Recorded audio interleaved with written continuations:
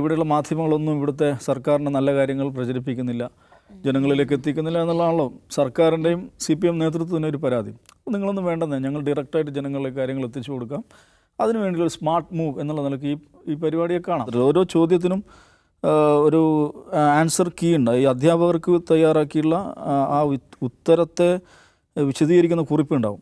അപ്പോൾ ഓരോ ഇതിലും ഒരു ഉത്തരം പറയുക മാത്രമല്ല അധ്യാപകൻ ചെയ്യുന്നത്, ആ ഉത്തരവുമായി ബന്ധപ്പെട്ട അതിൻ്റെ സറൗണ്ടിങ്സ് വിശദീകരിക്കും. അപ്പോൾ എന്താണ്, കുട്ടികൾക്കൊരു സന്ദേശം കൊടുക്കാൻ പറ്റും. ഉദാഹരണം പറഞ്ഞാൽ ഈ പറയുന്ന 11ാമത്തെ ചോദ്യമുണ്ട്. വിഴിഞ്ഞം അന്താരാഷ്ട്ര തുറമുഖത്തേക്ക് ചരക്കുകളുമായി എത്തിയ ആദ്യ മദർഷിപ്പ് ഏതാണ്? ആ ചോദ്യം ഒരു എന്താണ്, ഒരു രാഷ്ട്രീയ ചോദ്യം എന്നല്ല, ആ നിലക്ക് ഇൻഫോർമേറ്റീവ് ചോദ്യം എന്ന് പറയാം. അപ്പോൾ അതിൻ്റെ ഉത്തരം സാൻ ഫെർണാണ്ടോ എന്നാണ്.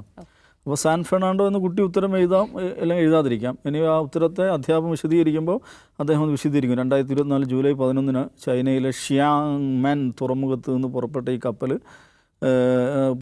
വിഴിഞ്ഞെത്തി. അപ്പോൾ 2024 ജൂലൈ 11 എപ്പോഴാണ്, ആരാണ് ഭരിക്കുന്നത്?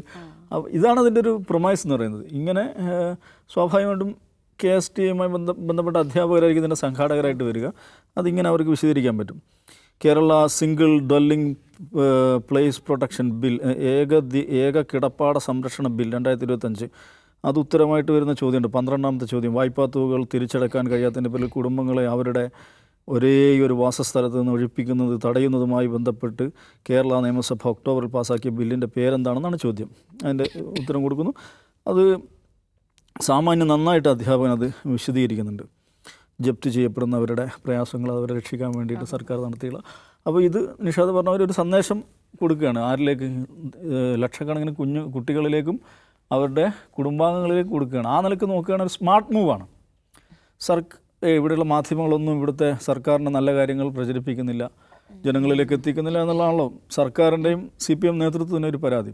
നിങ്ങളൊന്നും വേണ്ടെന്നേ, ഞങ്ങൾ ഡയറക്റ്റായിട്ട് ജനങ്ങളിലേക്ക് കാര്യങ്ങൾ എത്തിച്ചു കൊടുക്കാം. അതിനുവേണ്ടിയുള്ള ഒരു സ്മാർട്ട് മൂവ് എന്നുള്ള നിലയ്ക്ക് ഈ പരിപാടിയെ കാണാം. അതിന് സ്വാഭാവികമായിട്ടും സർക്കാർ ഖജനാവിൽ നിന്നുള്ള പണം ചെലവഴിച്ച് നടത്തുന്ന പരിപാടി ആയതുകൊണ്ട് പ്രതിപക്ഷം അതിനെ എതിർക്കും. കാരണം പ്രത്യേകിച്ച് ഇലക്ഷൻ വന്ന് നിൽക്കെ ഇങ്ങനെ മുഖ്യമന്ത്രി ഈ മന്ത്രിസഭയുടെ നേട്ടങ്ങൾ വിദ്യാർത്ഥികളിലേക്ക് ഒരു സർക്കാർ പരിപാടിയായിട്ട് കൊണ്ടുപോകുന്നത് ഒരു ഇലക്ഷൻ തന്ത്രമാണെന്ന വിമർശനം ഉന്നയിക്കാൻ പ്രതിപക്ഷം നിശ്ചയമായിട്ട് അധികാരമുണ്ട്, അവർക്ക് അവകാശമുണ്ട്. അപ്പോൾ ഇതെന്താണെന്ന് വെച്ചാൽ ഇതൊരു ഒരർത്ഥത്തിൽ സ്മാർട്ട് മൂവാണ്. ഇങ്ങനെ ലക്ഷക്കണക്കിന് കുട്ടികളിലേക്ക് അവരുടെ കുടുംബങ്ങളിലേക്ക് സന്ദേശം എത്തണം.